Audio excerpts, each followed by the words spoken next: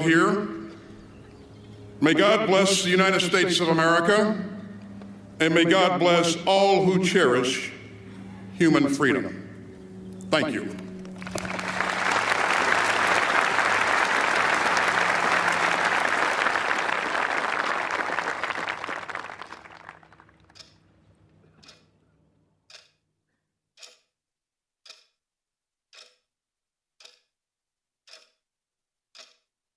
Papa, what was it like on D-Day?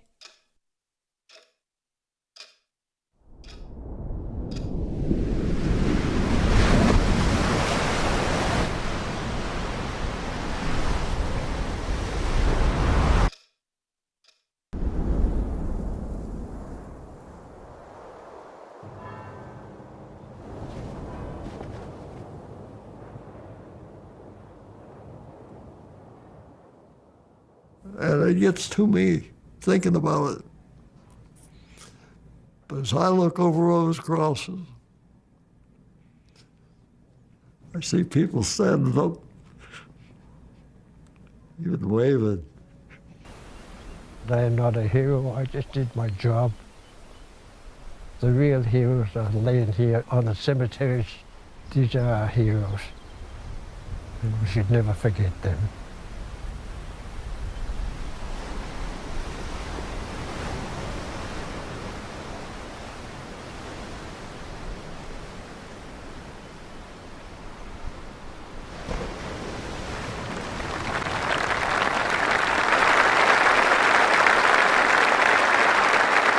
Distinguished guests, the 46th President, distinguished guests, States of America, the 46th President by the United States of America, Joseph R. Biden Jr. 46e Président des États-Unis d'Amérique, 46e Joseph R. Biden Jr. Joseph R. Biden Jr.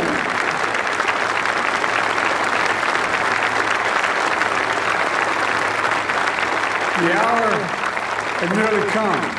The hour, Monday, had nearly come. June 5th, Monday, 1944. June 5th, the evil, 1944. Hitler's Third Reich. The evil was devastated the world. Hitler's Third Reich. Nazi Germany had subjugated the once free nations of Europe. Nazi Germany had subjugated the once free nations of Europe. Lies. Through brute force, twisted ideology, lies, racial superiority, and twisted ideology. Millions of Jews, superiority, murdered in the Holocaust. Millions of Jews, millions of others in the Holocaust, killed by bombs. Millions of others killed by warfare. Bullets. Hitler, bloody those with him thought democracies were weak, and those with him that the future democracies were weak. Dictators. That the future belonged to dictators. The coast of Normandy. Here, the battle between freedom and tyranny would be joined. The battle between freedom and tyranny here would be joined. June morning.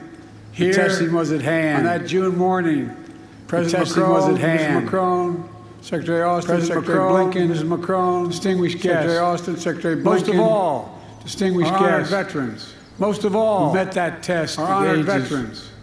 The test of ages to that moment. Ages 80 years ago. Test of ages to that moment. 80 years ago today. 80 years ago. 80 years ago today. On behalf of the American people, and as Commander-in-Chief of the American people, it's the highest honor to be able to salute you. Here in Normandy. It's the highest honor to be able to salute you. Here in Normandy. God love you. Once more. All of you. God love you. Winston Churchill called what happened here, quote, Winston Churchill called what happened here, complicated quote, operation ever. Greatest, end of quote. Most complicated operation after ever. Years of planning, end of quote. Operation Overlord. After years of planning, is ready to launch. Operation Overlord. Just as soon as the weather turns. Ready to launch. Across. Just as soon as the weather turns. Choppy English Channel.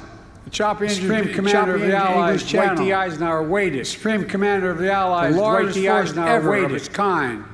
The largest force ever of its kind. Men, built by 12 nations. Planes, men, naval craft, guns of every description. Planes, waited. Naval craft of every description. The world, waited. Captive and free, waited. The world, captive and free, waited. Eisenhower's forecaster said, there was a window. Forecaster said, it would open a window in the weather. On Tuesday, the 6th of June.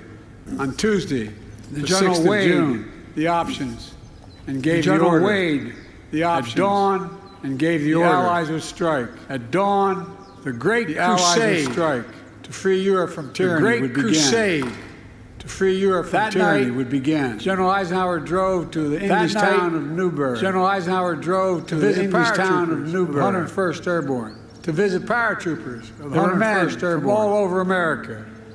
There were men was estimated from all over America that 80% was estimated of them that would be killed 80% within hours. That was the estimate. Would be killed, but they were brave. Hours. That was the estimate. They were resolute, but they were brave. They were ready. They were resolute. One soldier. They were ready. Told General Eisenhower. One quote, soldier. Don't worry, sir. Told General Eisenhower. 101st is on the job, sir. Everything will be taken care of. 101st is on the job. Everything will be taken care of. And because of their courage, that's what he said, and the resolve, and because of their courage, the courage and resolve of their allies, it was the courage and resolve of their allies. It was from the sea and sky, taken care of. Nearly 160,000 from the sea and sky, Allied 160,000 Allied troops descended on Normandy. State the obvious, never came home. Many state the obvious, never came home. That longest day. Many kept on fighting for months until victory was finally won. Kept on fighting for months until victory was finally won. A notable band of brothers are here with us today. A notable band of brothers. Kenneth Blaine Smith is here. On that day under heavy artillery fire, on that day under heavy artillery fire, on the first American ship finder and radar arrived on the first American ship to arrive, providing direct gunfire support for the Rangers, providing direct gunfire support, Point to Hawk for the Rangers, scaling the daring mission to take out the German batteries. On their daring mission to take out the German batteries. He landed on Utah Beach about 10 hours after the invasion began. He landed on Utah Beach about 10 hours after the invasion began. Bullets flying everywhere. Tracers lighting up the sky. Bob drove an M4 tractor with anti-aircraft gun mounted on top, providing critical protection for the infantry against the German Air Force. On that day, and for many days after, he continued. Ben Miller is here, a medic with the 82nd Airborne. At 3 a.m. on June 6th, he and 13 other medics flew over the channel in a rickety glider. Its wings were ripped off by giant poles that the Germans buried halfway in the ground to stop them from landing. They crashed, but they survived. And they did their duty, dragging injured soldiers to safety, treating wounds, saving lives while the battle raged. Every soldier who stormed the beach, who dropped by parachute or landed by glider, every sailor who manned the thousands of ships and landing craft, every aviator who destroyed German-controlled airfields, bridges, and railroads, all were backed by other brave Americans, including hundreds of thousands of people of color and women who courageously served despite unjust limitations on what they could do for their nation. Lewis Brown is here, part of the Red Ball Express, a truck convoy made up of mostly African-American drivers. They landed in Normandy in the wake of D-Day. They rushed supplies to the rapidly advancing front lines. Woody Woodhouse is here, members of the legendary Tuskegee Airmen, who flew over 15,000 sorties during the war. Marjorie Stone is here. She enlisted in the women's branch of the Naval Reserve, became an aircraft mechanic, spent the war keeping American planes and pilots in the air. Theirs has always been the story of America. Just walk the rows of this cemetery as I have. Nearly 10,000 heroes buried side by side, officers and enlisted, immigrants and native-born, different races, different faiths, but all Americans. All served with honor when America and the world needed them most. Millions back home did their part as well. From coast to coast, Americans found countless ways to pitch in. They understood our democracy is only as strong as all of us make it together. The men who fought here became heroes, not because they were the strongest or toughest or fiercest, although they were, but because they were given an audacious mission, knowing, every one of them knew, the probability of dying was real. But they did it anyway. They knew, beyond any doubt, there are things that are worth fighting and dying for. Freedom is worth it. Democracy is worth it. America is worth it. The world is worth it. Then, now, and always. The war in Europe didn't end for another 11 months. But here, the tide turned in our favor. Here, we proved the forces of liberty are stronger than the forces of conquest. Here, we proved that the ideals of our democracy are stronger than any army or combination of armies in the entire world. We proved something else here as well, the unbreakable unity of the Allies. Here with us are men who served alongside the Americans that day, wearing different flags on their arms, but fighting with the same courage for the same purpose. What the Allies did together 80 years ago far surpassed anything we could have done on our own. It was a powerful illustration of how alliances, real alliances, make us stronger. A lesson that I pray we Americans never forget. Together we won the war. We rebuilt Europe, including our former enemies. It was an investment in what became shared and a prosperous future. We established NATO, the greatest military alliance in the history of the world. And over time, you got it, it is. And over time, we brought more nations into NATO, the NATO alliance, including the newest members, Finland and Sweden.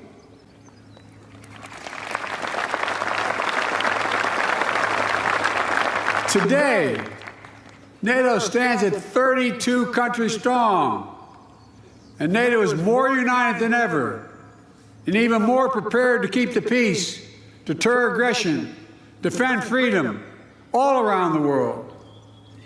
America has invested in our alliances and forged new ones, not simply out of altruism, but out of our own self-interest as well. America's unique ability to bring countries together is an undeniable source of our strength and our power. Isolationism was not the answer 80 years ago and is not the answer today.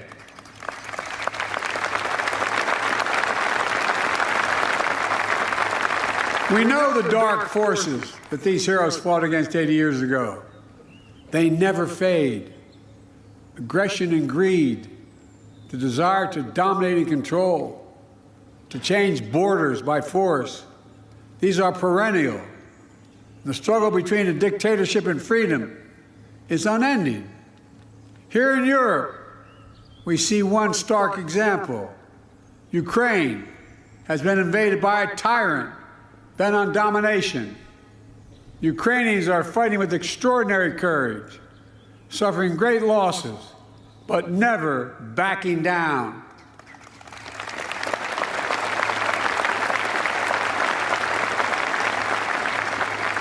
They've been inflicted on the Russian aggressors. They've suffered tremendous losses in Russia. The numbers are staggering. 350,000 Russian troops dead or wounded. Nearly 1 million people have left Russia because they can no longer see a future in Russia. The United States and NATO and a coalition of more than 50 countries standing strong with Ukraine. We will not walk away.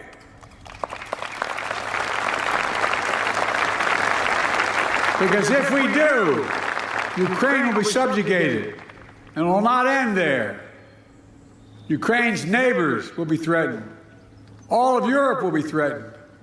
And make no mistake, the autocrats of the world are watching closely. to see what happens in Ukraine, to see if we let this illegal aggression go unchecked. We cannot let that happen. To surrender to bullies, to bow down to dictators is simply unthinkable.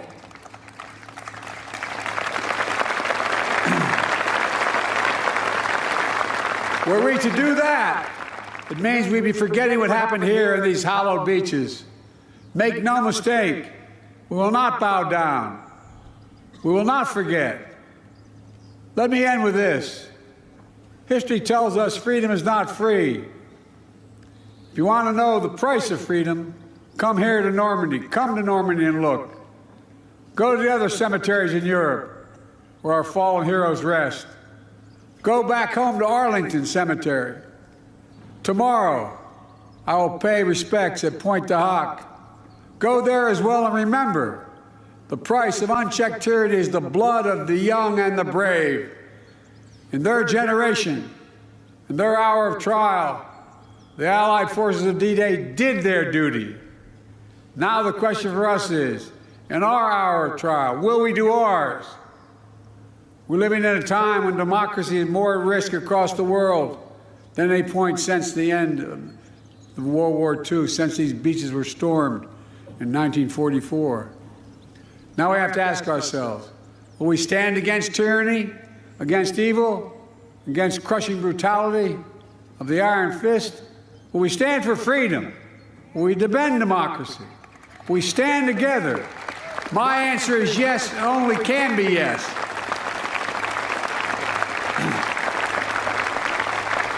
We're not far off from the time when the last living voices of those who fought and bled on D-Day will no longer be with us.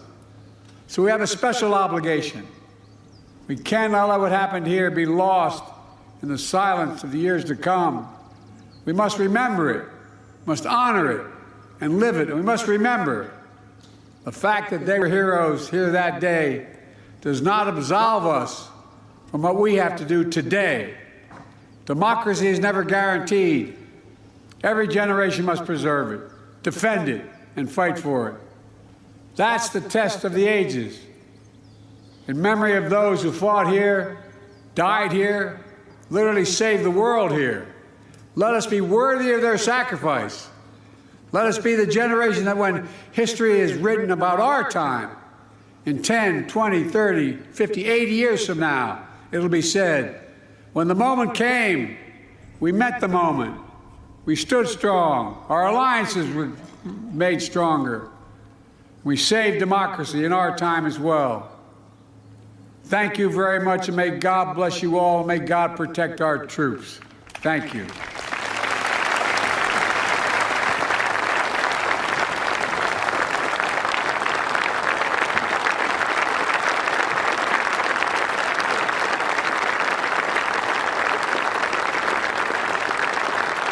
Distinguished guests, in honor of the veterans gathered with us today and those commemorated at this hallowed ground, Lieutenant Commander Catherine Miyamasu will now read the watch. Chers invités, en l'honneur des vétérans réunis avec nous aujourd'hui et de ceux qui sont commémorés dans ce lieu sacré, la capitaine de corvette Catherine Miyamasu va maintenant lire The Watch, la garde. Detail! Attention!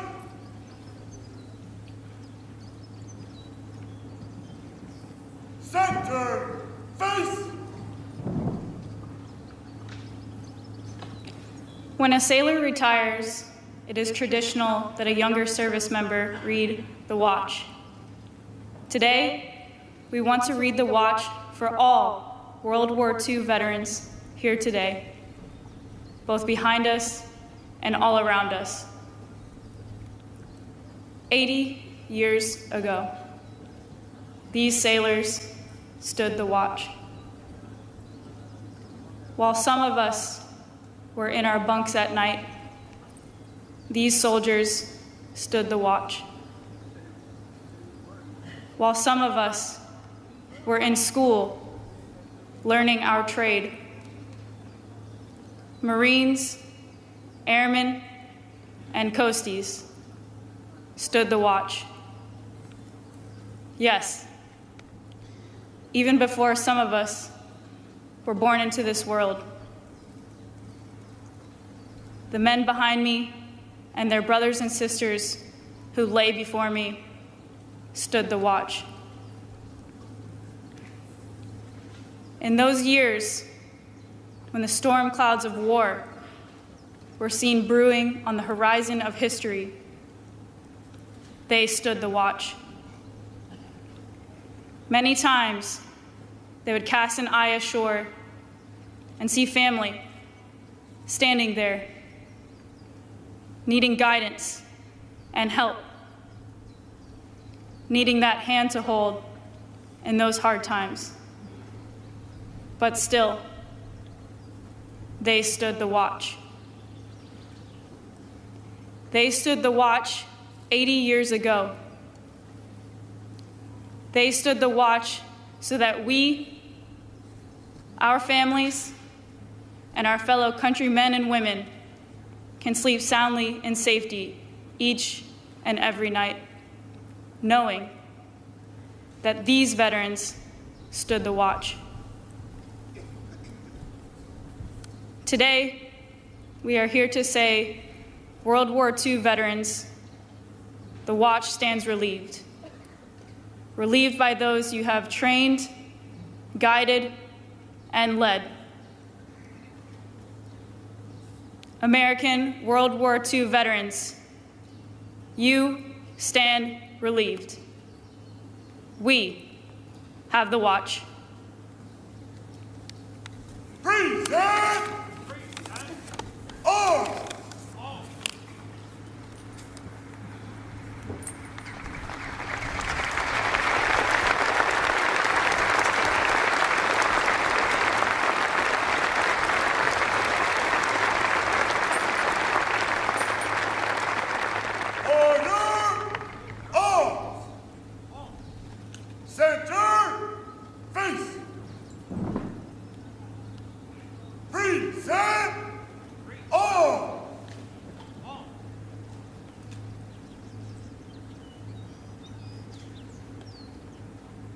Distinguished guests, please rise if you are able, as we salute those memorialized here at Normandy American Cemetery, and remain standing for the playing of La Sonnerie au Mort and taps, and the departure of the official party.